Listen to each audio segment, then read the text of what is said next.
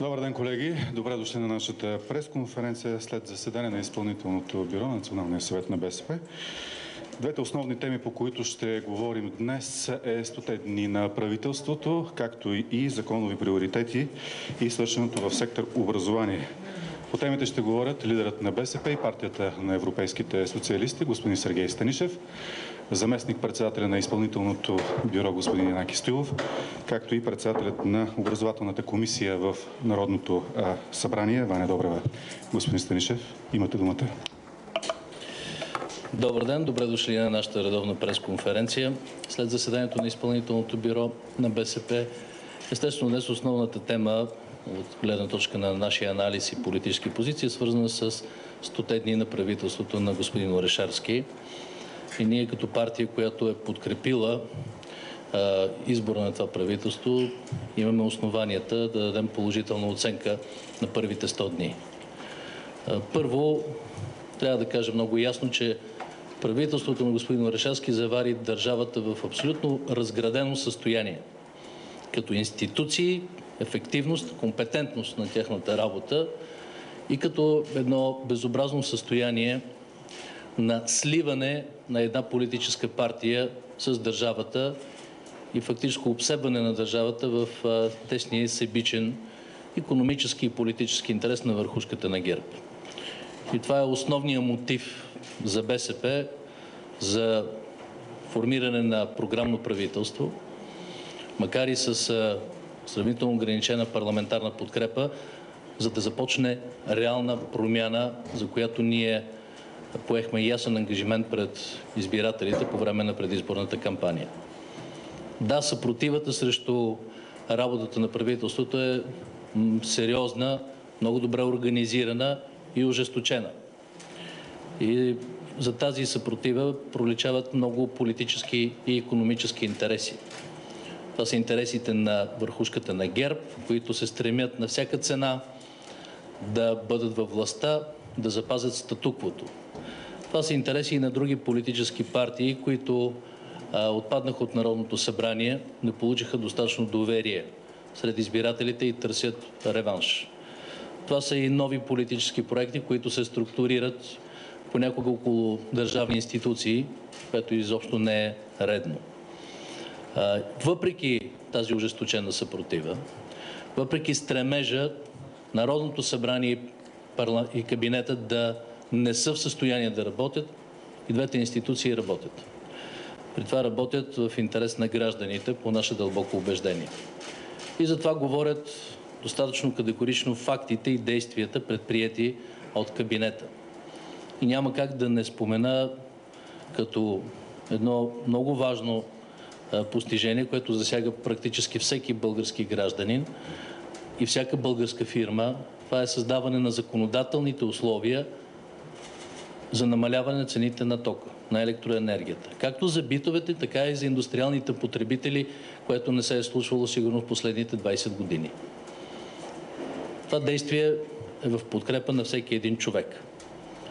Наред с това, в икономиката и енергетиката бяха отпушени възможностите за износ и той се развива много успешно през последните седмици, след като беше създадена тази възможност и бяха отпаднали изкуствените и лобистки наложени ограничения и дава възможност да се стабилизира сектора енергетика. Както производителите на ток, така и производителите на въглища. И бих обърнал внимание върху това, че след 4 години замразяване беше направена първа стъпка за увеличаване цените на въглища. Но това е само една от положителните оценки и действия, които са изключително важни за цяла България. Наред с това, естествено, като лява партия, ние настоявахме и правителството още в спешните мерки реализира пакет от социални мерки. Първата е увеличаването на средствата за отглеждане на дете до 2-годишна възраст, което от 240 на 310 лева нарасна и обхваща 340 хиляди деца и техните родители. Няма как тази стъпка да не оценим като положителна. Предстои първи учебен ден и затова, стремейки се да покажем социалната ангажираност на държавата, правителството увеличи еднократната помощ от 150 на 200 лева за първокласниците, за децата, които за първи път стъпват в училище, която обхваща близо 2/3 от първокласниците, около 45 000 деца. Това е реална помощ за тях и за техните семейства.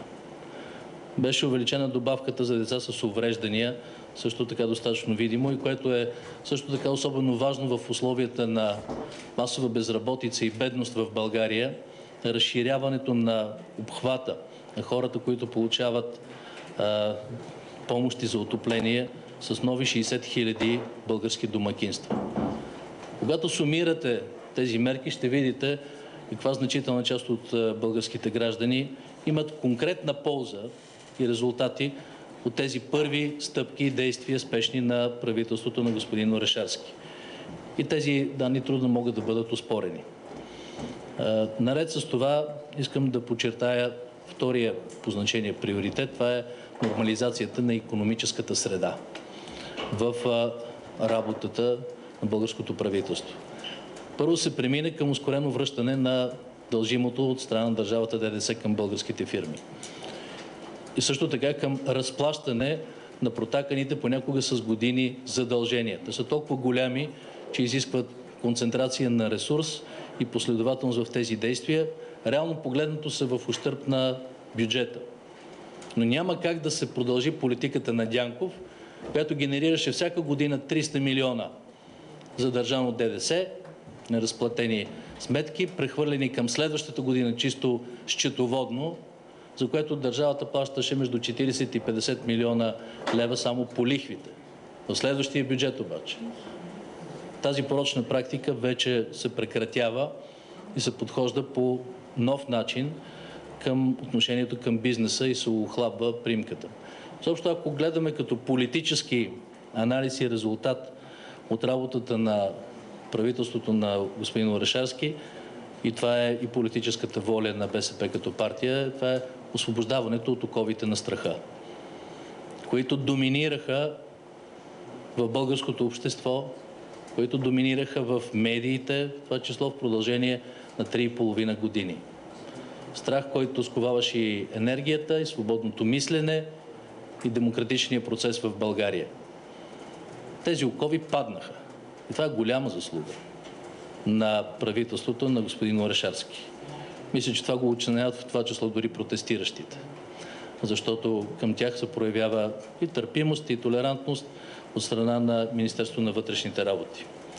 Наред с това искам да обърна внимание върху още един важен въпрос, който е от значение за България като цяло – работата по европейските фондове.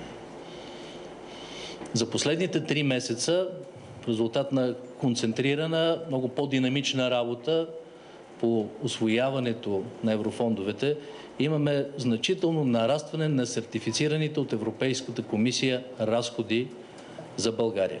От 29% от целия обем средствата, които се полагат на България в рамките на този финансов период, на 37 приблизително процента.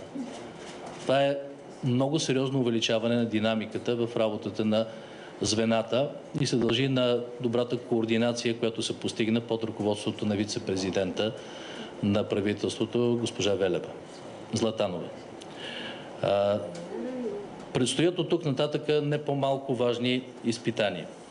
И разбира се, БСП като партия, лява, социална, която държи на своите ангажименти, ще очакваме от правителството при формирането на бюджета за 2014 година да се наложи не ведомствения, не бюрократичния подход за механично възпроизвеждане на разходи и търсене на допълнителни средства за нуждите на всеки един ресор, а политическия подход.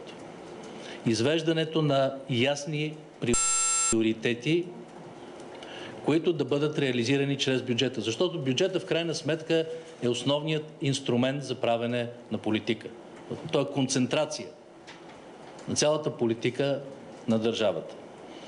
Затова ние като партия ще настояваме да има ясни приоритети, залегнали в този бюджет.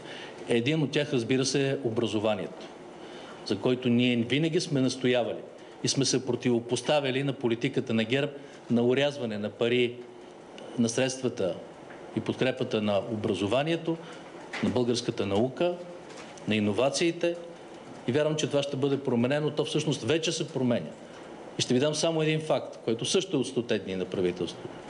За първи път се формулира отделна оперативна програма в рамките на средствата за европейските фондове, която е насочена към развитие на българската наука и иновациите за конкурентен растеж. Това е съвсем реална стъпка напред. Ще очакваме от правителството и възстановяване в значителна степен на финансирането на Българската академия на науките, което беше механично и безмилостно урязвано от господин Дянков и господин Борисов 4 години, унищожавайки основното структурно звено в българската наука и българските иновации. Също така за нас, разбира се, приоритет ще бъде здравеопазването, което засяга всяко българско семейство. И ние ще отстояваме пред правителството да има също и ясни приоритети в тази посока. Първия, това е спешната помощ. Защото това е предната гореща фронтова линия на здравеопазването, което трябва да спаси човешки живот. Хаоса, безпаричието и липсата на политика там трябва да бъдат прекратени и съм информиран от министъра на здравеопазването, че се работи активно в тази посока. Смятаме, че трябва да се увеличи заплащането на хората, които работят там. Да се подпомогне лекарите, които работят в спешната помощ, да могат същевременно да правят специализации и да имат перспектива. Да започне процес на поетапно обновление на линейките, за да могат ефективно да оказват помощ на хората, които се нуждаят от тази помощ, а не да бъдат просто едни държавни таксита. Също така очакваме Министерство на здравеопазването да влезне отново в функциите на водеща институция по развитие и реализация на репродуктивния фонд. Толкова много български семейства очакват помощ от държавата, за да могат да имат деца. Това е много важна част и от промяната в демографската политика от страна на правителството. И наред с това в тези две сфери ще изискваме и ще очакваме от министрите и техните екипи да подготвят много ясна визия за развитие на електронните услуги в този сектор. Много средства през годините бяха хвърлени, обаче недостатъчно ефективно, без крайен продукт, който да позволи засилен публичен контрол върху разходите и който да позволи в крайна сметка подобряване на услугите, както в образованието, така и в здравеопазването. Това дори не са услуги, а основни права на българските граждани по Конституцията. Ще очакваме да видим ясна политика в тази посока.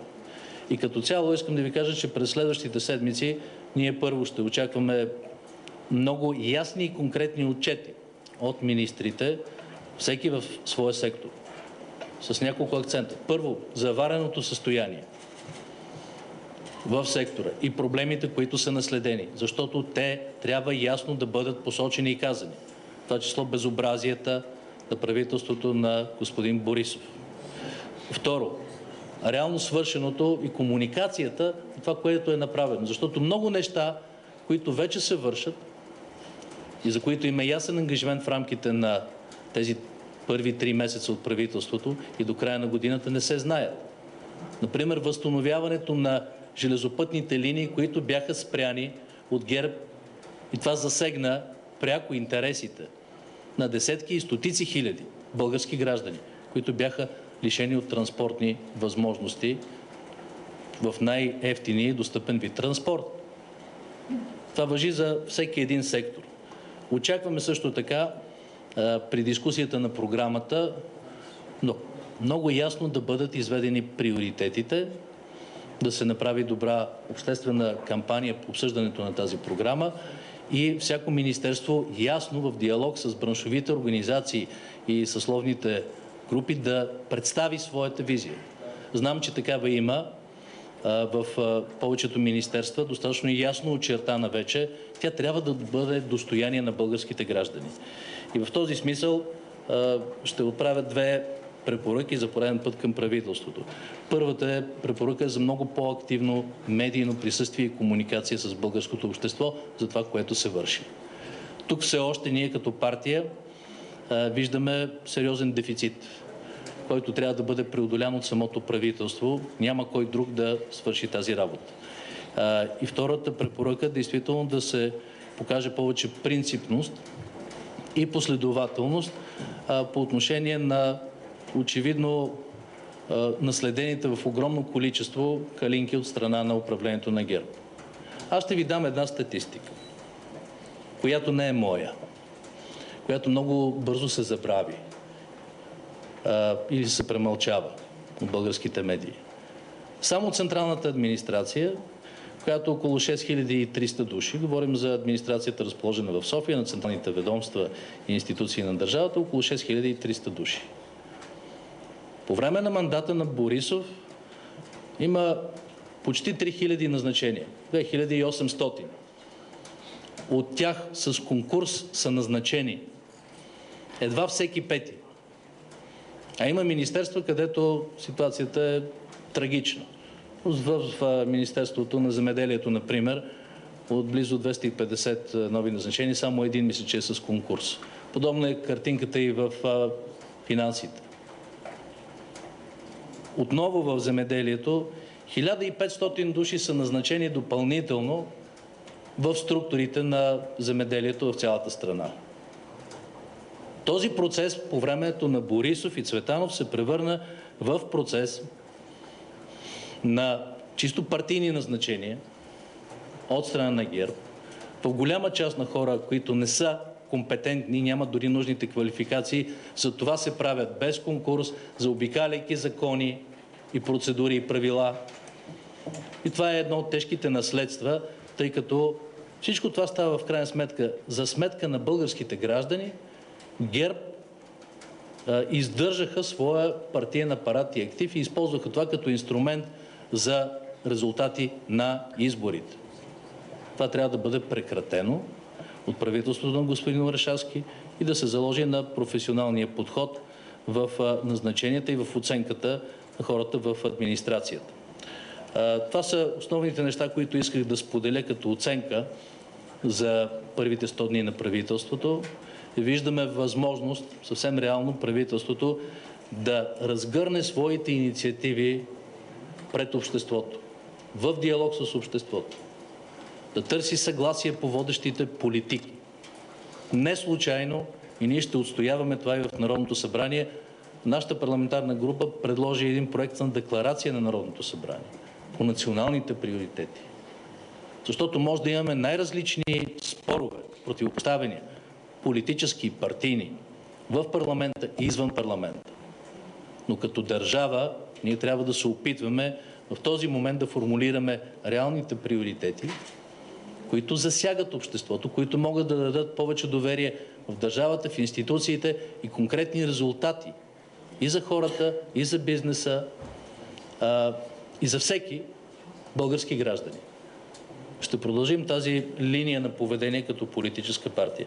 И на финала на моето изложение искам да кажа една новина, която не е водеща сигурно политически, но добре съвпада с посещението на министър-председателя в Китай за тъй наречения летен Давос, където, доколкото знам, е имал много полезна и конструктивна и делова среща с китайския премиер.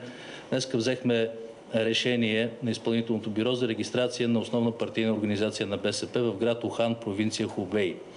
Тя е учредена, няма нищо смешно в това, учредена е наскоро и по нашия правилник за регистрация на основни партийни организации изпълнителното бюро взема решение за регистрация на организациите в чужбина. Искам да ви припомня, че имаме доста такива организации вече, 3 в Германия, в Австрия, имаме организации в Русия и също така в Лондон, в Обединеното кралство. Това са все млади хора, или студенти, или работещи в тези страни, и ще продължим този процес, за да разгръщаме мрежата на членове на БСП и в европейски и други, както виждате, страни по света. Благодаря ви. Нашето цялостно отношение към правителството може да се характеризира с 2 думи – подкрепа и изисквания. Подкрепа за постигане на икономически растеж, за чувствително ограничаване на бедността и неравенствата, за отстояване на националните интереси. изисквания за дълбоки промени в икономическата политика, за чувствително подобрение на живота на българските граждани, за повишаване на тяхната сигурност. Само за да завършим изброяването на направеното през изминалите 100 дни от управлението, тук включвам предимно действията на правителството, но и на парламентарното мнозинство. В този период бяха предприети мерки за облекчаване на работодателите, които наемат на работа лица до 29 години за периода от 6 до 18 месеца. Също така предприемане на промени, които да дадат възможност на работници, на които са начислени, но не изплатени заплати, да ги получат от 3 на 6 месеца, когато има неплатежоспособност на техния работодател. Увеличи се кръга на лицата, които могат да ползват помощи за отопление чрез промяна в критериите, като към сегашните 210 хиляди се добавят около 60 хиляди нови лица. Освободиха се от облагане имотите, чиято данъчна оценка е под 1680 лева. В областта на земеделието се осигурява по-голяма подкрепа за тези, които се занимават с животновъдство, отглеждане на плодове и зеленчуци, като техният дял в използването на европейските средства нараства от 3,5 на 13%. Предприети са също действия за удължаване с 2 години на преходния период, в който фирмите млекопроизводители от 2 и 3 категория ще могат да се адаптират към европейските стандарти. Знаете, че правителството вече внесе промени в Закона за обществените поръчки, които да ги направят по-прозрачни и по-достъпни за множество фирми. Подновена бе дейността на Съвета за социално партньорство и се облегчи начина за кандидатстване при прием на специализанти. Става дума за лекари, които придобиват медицинска специалност.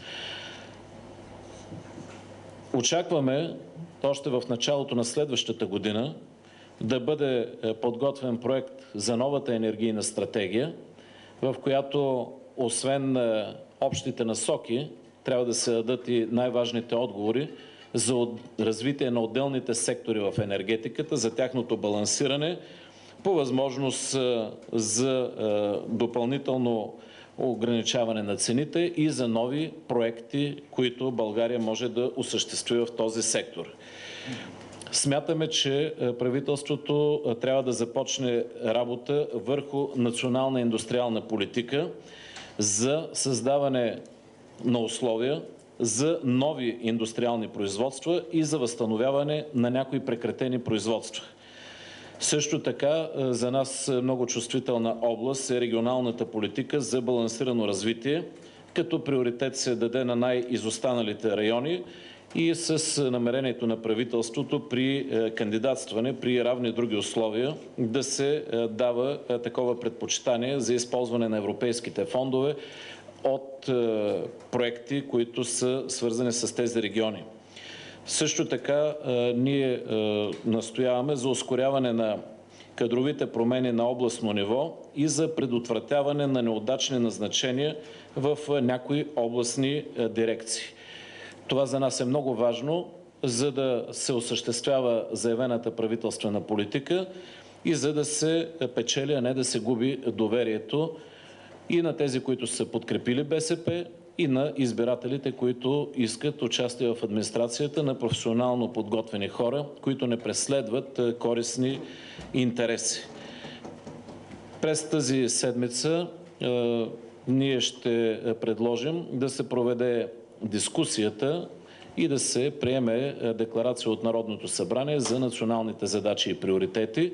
Също така ще внесем проект за декларация на Народното събрание по кризата в Сирия и ще очакваме да започне дискусия по този въпрос, най-малкото в Комисията по външна политика, да бъдат изразени позициите на останалите парламентарни групи и така българската позиция да бъде още по-ясно изразена и да ориентира действията на всички институции. Благодаря. Добър ден и от мен. Бих искала да кажа, че усилията на правителството, които ни дават основания да оценим позитивно политиките в областта на образованието, бяха насочени през последните 100 дни в две основни области. Първата област е да се гарантира успешното начало на новата учебна година. Предприети са всички материални, кадрови и финансови мерки, за да бъде осигурено успешното начало на учебната година, което, както е известно, ще започне на 16 септември. И вчера в разговор с професор Клисарова се уточнихме, че в четвъртък тя ще оповести изпълнението на конкретните ангажименти във връзка с новата учебна година. Много важен елемент от последните 100 дни е това, което и господин Станишев преди малко съобщи, социалното подпомагане на семейства, чието деца ще бъдат първи клас, което наложи актуализация в бюджета в размер на близо 5 милиона лева. Бих искала също да спомена и успеха на правителството в усвояване на европейски средства по програма Развитие на човешките ресурси. Може би си спомняте, в края на месец май беше така оповестен тревожният факт, че за 4 години изпълнение на тази програма държавата е усвоила едва 243 милиона лева и предстоеше до края на периода, т.е. до края на 2013 година, да бъдат усвоени 245 милиона лева.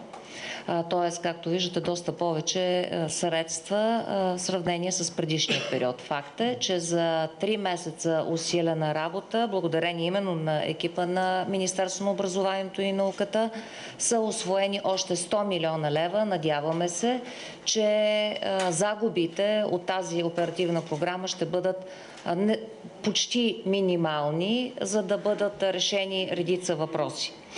Много голям успех е обособяването на самостоятелна програма Образование и наука за интелигентен растеж. Програма, която се очаква от образователните и научни общности през последните години и която, за съжаление, беше използвана за предизборни цели от предишното управление, но нейното съществуване беше под голям въпрос.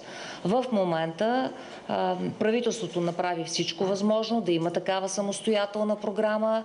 Съставен е и работен екип, който усъвършенства нейното съдържание, защото се оказа, че има проблеми в съдържателен аспект и самата конкретен ангажимент на правителството можем да проследим и в това, че беше определен и заместник-министър, който непосредствено да ръководи работният екип и до края на годината ние очакваме и резултати в тази посока от гледна точка на темите и финансовите параметри на тази програма.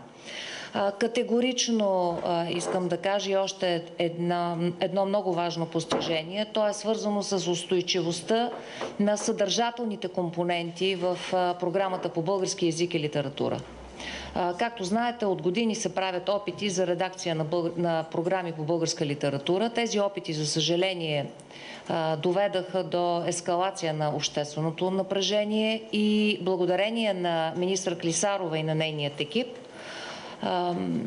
беше категорично заявено и е заявено, че българската класика няма да бъде редактирана или да бъде подложена на каквато и да било цензура, нещо, което и ние като социалистическа партия считаме за изключително важно пред обществото.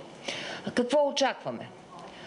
Ще настояваме за 2014 година образованието и науката да бъдат приоритет в политиката на правителството. Това ще видим и искаме да видим и по отношение на бюджета. Дава ни оптимизъм факта, че първия разговор с министърът на финансите във връзка с състоянието на Българската академия на науките по време на обсъждане на годишния доклад за дейността на Българската академия на науките беше прието тяхното предложение и в момента се готви правителствено постановление, с което да бъде подпомогната третата по происход библиотека в България. Това е библиотеката на Българската академия на науките, която през последните години е поставена пред ликвидация. Също така бяха отпуснати и 4 милиона лева за подпомагане на Българската академия на науките в началото на месец август, което, както сами разбирате, е една голяма помощ за Българска академия на науките, при положение, че само за една година 600 млади учени са напуснали отделните институти на Българската академия на науките. Това, което очакваме до края на годината, очакваме да ни бъде предоставен проект за развитие на предучилищното възпитание и подготовка и училищното образование. Както знаете, подобен проект се коментира в обществото дълги години. Предишното управление предостави свой законодателна инициатива, която предлагаше предучилищно образование и училищно образование, който не беше прият. Естествено е в областта на образованието да се държи на някоя приемственост, но новите моменти, върху които ние ще изискваме от Министерството и които вече стартираха като обществена дискусия, засягат финансовият модел. Надяваме се, че заложените и оповестени от министъра акценти за това, че парите няма да следват ученика, наистина ще бъдат факт и акцента ще паде върху качеството на образование, което освен от европейски институции вече ще може да получи и българска оценка. До края на годината очакваме да ни бъде предоставена и стратегия за висшето образование, която в началото на 2014 година вече да доведе до очакваните промени в Закона за висшето образование, защото предишното управление, независимо че беше разработен такъв Закон за висшето образование от ректорите, не го предостави на обществено обсъждане. Също така в Народното събрание очакваме да ни бъде предоставени и обсъжданите национални критерии като допълнение към Закона за развитие на академичния състав, които предизвикаха дискусии и които са изисквани от гражданското общество.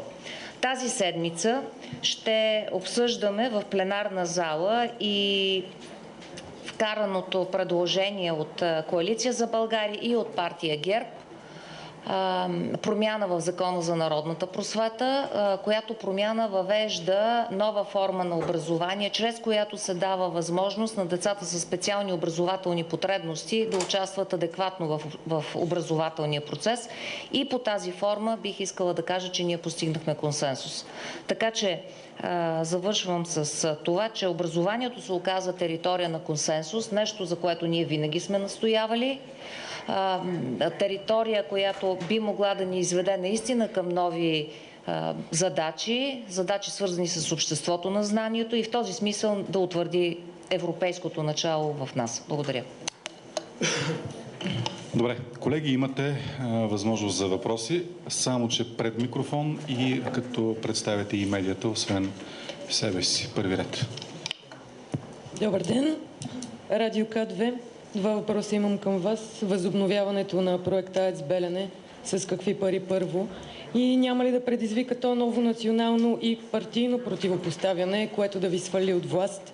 И вторият ми въпрос. Затоплянето на българо-руските отношения на фона на различната позиция на Русия и САЩ за Сирия означава ли, че България ще заеме руската позиция? Благодаря ви. Благодаря ви за въпросите. Първо искам да ви кажа, че темата и въпроса за изграждането на втора българска атомна електроцентрала, тя не е партийна, е на БСП, е национална. И ние за това се готви и проект за енергийна стратегия, която трябва да търсим широко национално съгласие за балансите на различните видове електроенергия, за тяхната икономическа ефективност, за социалната цена на електроенергията, която се произвежда и потребява съответно от българските граждани. Това е отговорният подход. И този подход ние ще следваме.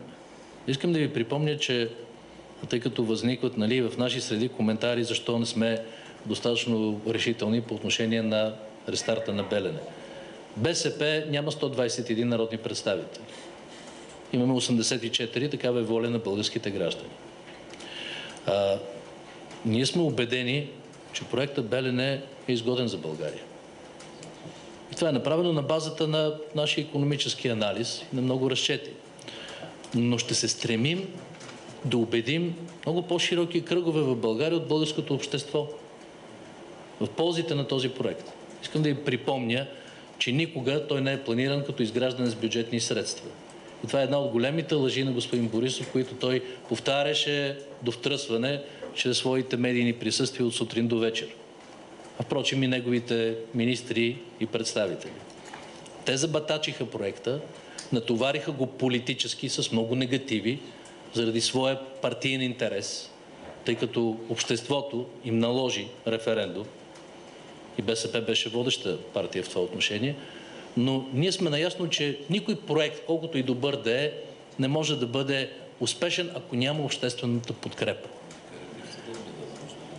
Да, вкараха ни, както ми обръща внимание и Янаки Стоилов, и в съдебни дела и искове с Русия.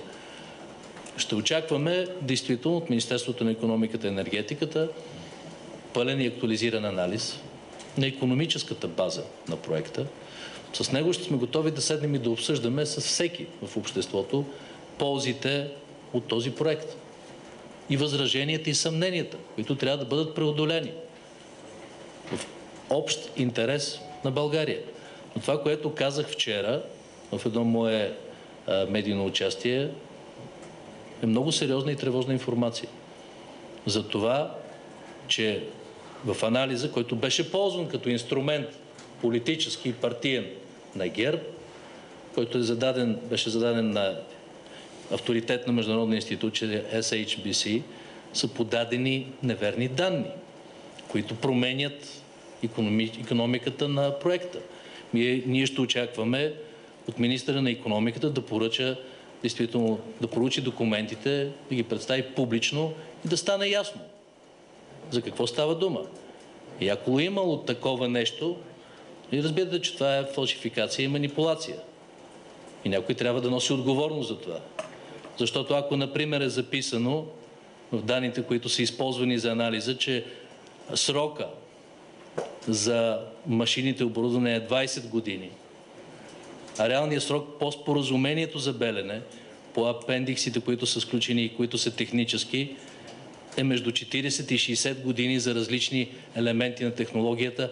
Значи някой е лъгал българските граждани по този въпрос. И на тази основа трябва да се вземе вече наистина политическо решение, както от правителството, така според нас и от Народното събрание. Във втория въпрос. БСП гледа на българо-руските отношения много прагматично, от гледна точка на интереса на България. Винаги е било така и винаги ще бъде така. Това число, знаете, по отношение на проекта Набуко, например, защото всички говорят за диверсификация от години. Аз съм министър-председател, който подписа българското участие. И задействахме активно проекта Набуко, търсейки диверсификация на газовите доставки. Само че, за съжаление, както знаете, преди 2 месеца приблизително беше обявено, че Набуко няма да се състои в този вид. И проектът ще мине през Гърция. И България остава в страни от тази диверсификация и от този транзитен маршрут, който всеки транзит е важен за държавата, за нейното геополитическо положение, за нейното място на енергийната карта на Европа, за политически авторитет и влияние. Защото, нали разбирате, когато един такъв мегапроект, било то Набуко, било то Южен поток, минават през България, това означава, че както производителите на газа или на която и да е друга суровина, ако става дума за други транзитни коридори, така и потребителите са заинтересовани тази държава да бъде стабилна във всяко едно отношение, за да могат да се осигурят своите доставки, да бъде предсказуема. И това е добре за България. И ние смятаме, че в този смисъл трябва да продължи, разбира се, и то много по-интензивно работата по Южен поток. И тук надяваме се да има наистина национално съгласие, защото господин Борисов винаги е защитавал този подход и този конкретен проект. И очакваме подкрепа и за ГЕРБ, за реализацията на този проект. В крайна сметка, по негово време се подписаха следващите етапи, конкретни споразумения. И очакваме от правителството действително интензивна работа по неговата реализация, защото това са милиарди евро инвестиции, които няма да се вземат от българските данъкоплатци в инфраструктура, създаване на работни места, социални ангажименти от транзитиращата страна към страната. Всичко това е хубаво. И това е български интерес на българските граждани. И това по никакъв начин не може да се свързва с българската позиция по отношение на конфликта в Сирия и евентуалните международни действия. Позицията ни трябва да бъде национална, изхождаща от българския национален интерес. БСП достатъчно ясно е формулирано нашето виждане за тази позиция, която е полезна и искам във връзка с последните развития от вчерашния ден, които прочетох в медиите, да се даде шанс на мира.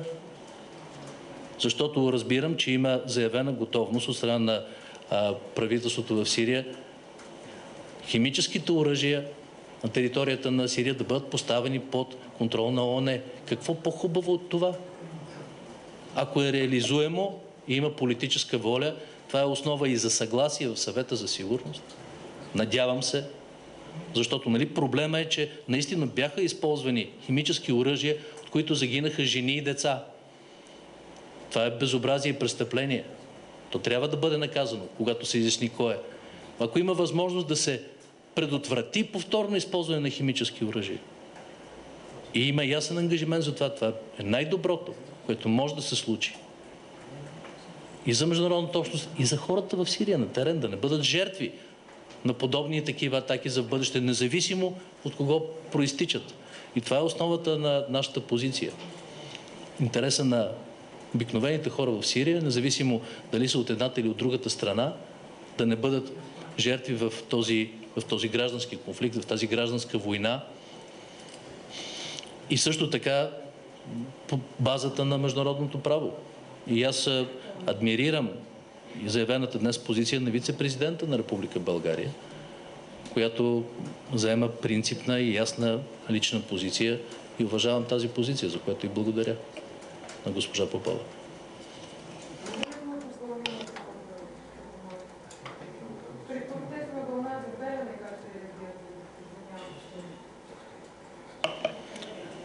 Аз не очаквам подобна протестна вълна. Първо, защото не е взето никакво конкретно решение от правителството. Второ, ви обясних много подробно подхода и на правителството, и на БСП. Знаем, че всеки един проект, за да бъде успешен, първо трябва да има ясни икономически параметри и убеденост в българското общество, че ще работи за хората и за българската държава. И това ще бъде подхода на правителството, а не конфронтационен и налагане на една или друга позиция. Такава беше политиката на ГЕРБ.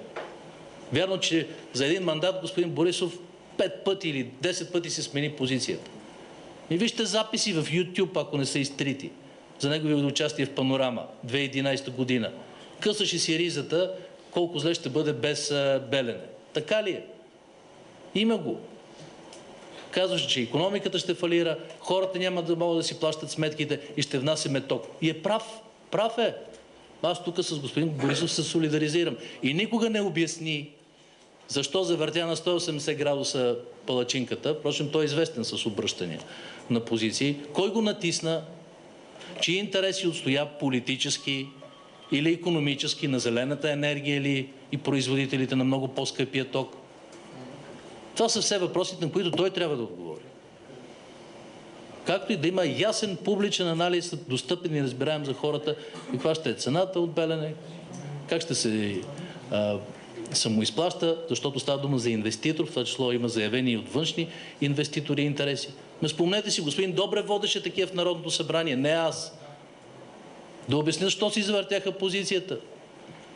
За съжаление, при ГЕРБ всичко е само власт и конюнктура. Кое е неизгодно в момента? Наложи им се референдум, значи те бяха против. И се опитаха в някаква степен успешно да дискредитират един добър проект в икономически смисъл, по мое убеждение. Но правителството трябва да убеди по-голямата част от българските граждани, че е така, да преодолее тази поредна манипулация, лъжа, фалшификация на ГЕРБ. С факти. Втори ред и след това отделно. Нова телевизия, Калина Влайкова, добър ден. Два много кратки въпроса. От какъв процент от брутния вътрешен продукт за образование не бихте отстъпили в бюджета за 2014 година и колко души наброява към момента китайската ви партийна организация? Китайската.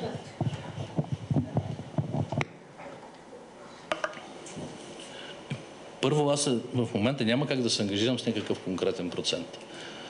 Няма как, защото трябва да видим анализите на правителството за възможностите и плана за следващата година. Първо трябва да се определи макрорамката и на тази база вече да се разпределят определени проценти. Но много ясно беше заявено, че след като очакваме образованието да бъде приоритет, очакваме това да намери конкретни финансови измерения.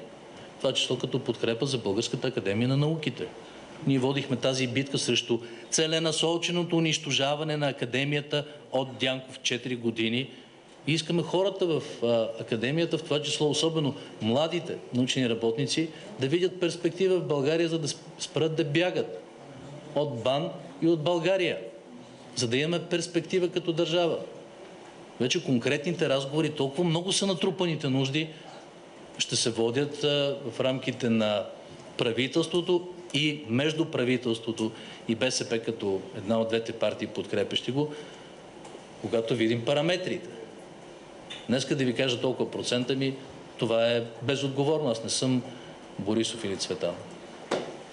И по втория въпрос, тази конкретна основна партийна организация наброява 5 души.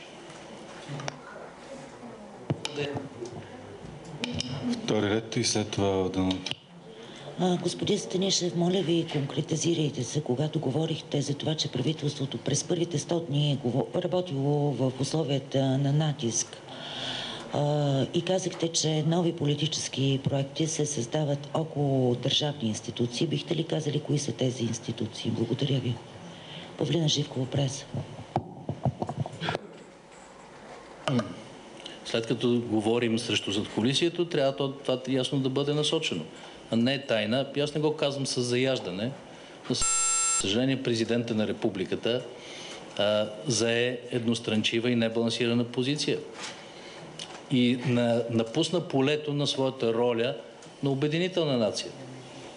Той обяви едните протестиращи за симпатични, които трябва да бъдат чути, и отказа да разговаря или най-малкото да чуе с другите протестиращи, които всъщност подкрепят запазване на правителството. И не е тайна, че той подкрепя и тъй наречения реформаторски блок, който е сбор от 10 партии неуспели пред българските избиратели на последните избори, но също така и редица нови проекти, в това число проекта на госпожа Безуханова, говори се за партията Република, но това е все един и същи кръг. Политико, медийно, икономическо, който се стреми задкулисно да управлява България от 90-те години. Без избори, а с други механизми. Чрез изграждане на мрежи за влияние, покарване на свои кадри, независимо кой е на власт, уреждане на своите виждания. Аз искам да ви припомня едно нещо. Вие не знаете ли кой назначи Дянков, Трайков и някои други, в това число и Плевнелиев в правителството на Борисов? Същия този кръг. Добро утро. Публична тайна е. Дайте, след като сме вече в условия на свобода медийна, да си ги казваме нещата. Едно към едно. Така е почтено. Аз се сетих по повод на този въпрос и отговора, че преди години към теоретично изследване на по-широка тема, но в нея дори се предлагаше възможността при евентуални конституционни промени да се обсъди възможността ролята на застъпник за правата на гражданите да се възложи на вице-президента, който и без това има ограничени функции, а така могат да се икономисат и част от институциите, защото една от ролите на президентската институция е да общува с повече граждани институции, но не съм очаквал, че самият президент ще се помъчи да се превърне в нещо като политически омбудсман. И пак повтарям, това не е форма на заяждане или конфронтация с президента като институция. Но очакваме действително, ако господин Плевнелиев държи да запази авторитета на институцията и да възстанови доверието на немалка част от гражданите, което е разклатено, и това се вижда по социологическите проучвания, най-малкото, действително да изпълнява тази роля, която е конституционна, а не на ролята на политическо инженерство или на ролята на брокер за формиране на една или друга коалиция и изобщо ролята в политическия процес на президента по Конституция е съвсем различна от тази, която виждаме в последните месеци, за съжаление. Господин Станишев, казахте преди малко, че не е била достатъчна медийната комуникация. Към кои министри е вашата забележка? И разбира се, имате ли други критики? Вторият ми въпрос е, понеже заговорихте за интензивност в проекта Южен поток, какво ще кажете на хората, които протестират там? Стотици варненци протестират дни наред. Те живеят около Пешадере и не желаят тръбата да минава оттам и твърдят, че на тъмно е дадено решението за ОВОС на Екоминистерството. Последният ми въпрос по темата образование към госпожа Добрева. Смятате ли вие в парламента и БСП, че е редно да продължава порочната практика в първия учебен ден, в първите учебни дни още, да се събират пари от родителите, по 100, по 200, по 50 лева, дори в детските градини, за това да бъде удобно на детето, да има шкафчета в стаята, да има нов балатум или прозорци. Това е практика от години. Тя не е законна, но съществува. Редно ли е в държавни и общински училища родителите да ги обзавеждат? Благодаря. Ива Капкова, Бинюс. По първия въпрос мога да ви кажа, че моята лична оценка или очакване по-скоро, всеки един от министрите да бъде първо много по-активен в медийната комуникация и в обществената комуникация, защото не опира само до медии, а до ходене по страната и срещи с хора и най-вече с съответни представители на браншове, които са в този сектор. Трябва също така, според мен, да има по-голяма координация и концентрация в кабинета на министър-председателя, в медийната политика на кабинета. Но това е, разбира се, преценка и право на самия премиер, той да прецени тази организация. Но аз говоря като представител на силата, която е мандатоносител и наблюдаваме работата малко отстрани. По втория ви въпрос, по Южен поток, искам да ви припомня първо, че минаха обществени обсъждания, публични, във всички общини по трасето, очакваното трасе на Южен поток. Във всички. Те бяха публични. И второ, доколкото съм запознат, в придаването на положителната оценка за ОВОС в Министерството на околната среда и водите, целият експертен съвет, над 80 експерти, професори, научни работници от цялата страна са участвали в обсъждането. Очаквам Министерството, разбира се, да даде още по-ясни обяснения на хората и да ги увери в екологичната целесообразност на този проект. И това е изискване, бих казал, към всеки един проект, който трябва да се изгражда. Независимо дали е Южен поток, Набуко, дали е за пренос на газ или за нещо друго. Защото да, загрижеността за околната среда е обоснована и трябва да има максимални гаранции, максимално съвременни технологии. Аз така като наблюдател също бих препоръчал на компанията, която е основен изпълнител на този проект, визирам Газпром, и да покани български медии да видят как функционира Северен поток. Да ги закара на изхода, където от руска страна стартира Северен поток и той вече функционира през Балтийско море. И там, където влиза, да видят как са реализирани тези стандарти и това да бъде критерия критерия за оценка и на Южен поток. Същите стандарти трябва да бъдат за България, каквито са за Германия. Да сте чули в Германия някой да е недоволен? Напротив. Мисля, че Германия няма нищо против, като страна не само да бъде основна входна страна за Северен поток, за цяла Северна Европа, ако може Южен поток да се замести, да се разшири Северен поток с още две тръби, биха били много доволни, защото ползите остават в Германия, а не някъде другаде, не в България.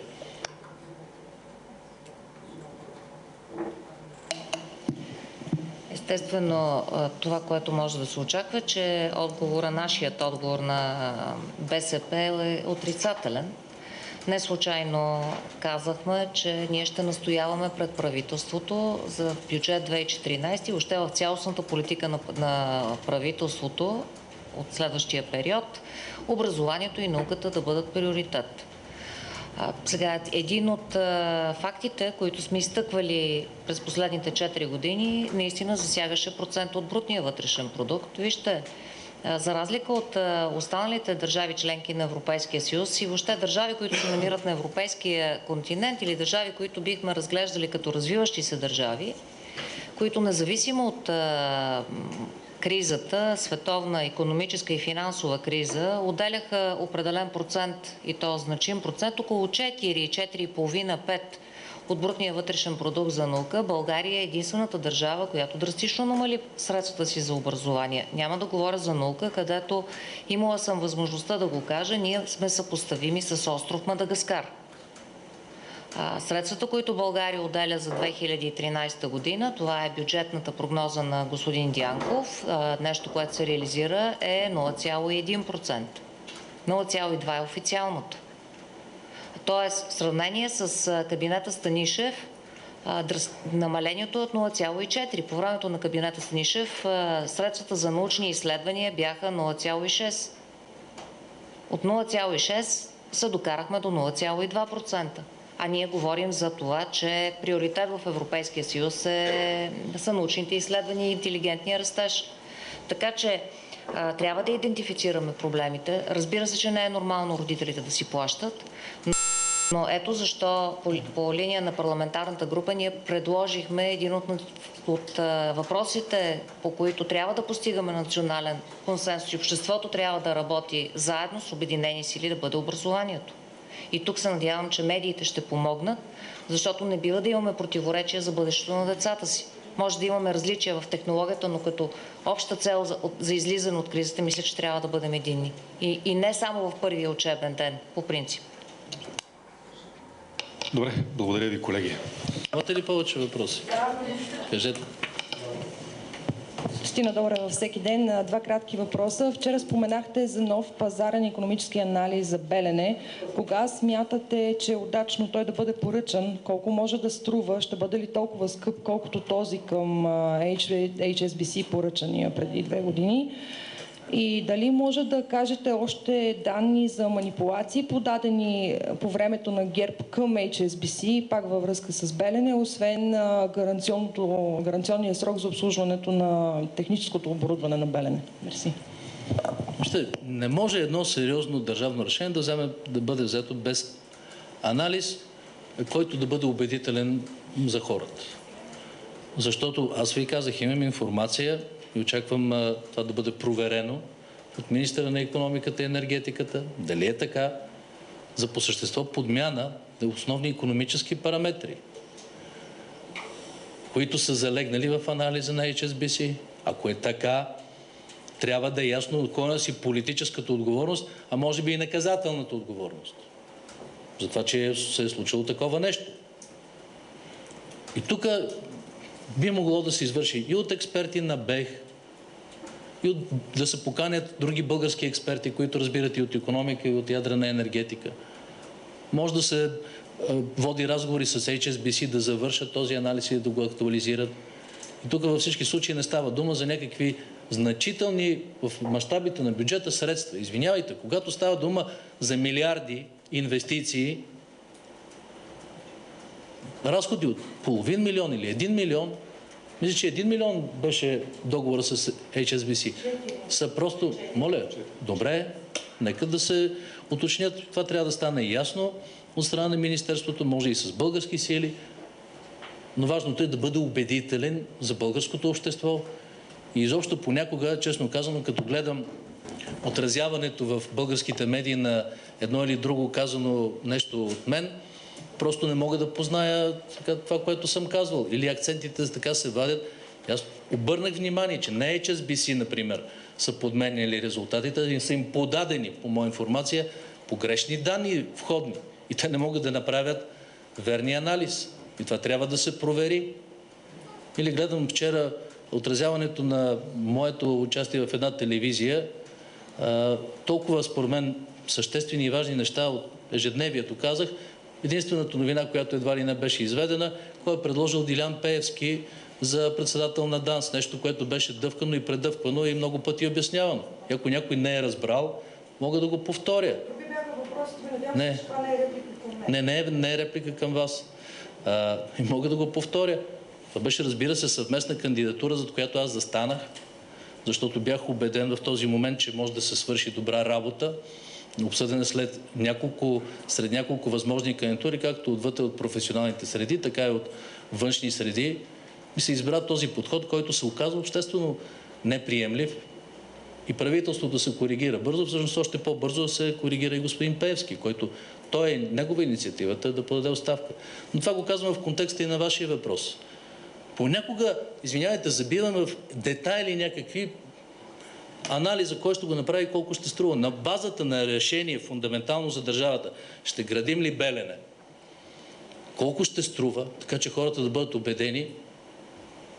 Тези мащаби на финансиране на анализа са абсолютно минимални. Важното е да вземем вярното решение, което да бъде полезно за хората. Благодаря ви. Лека работа, колеги.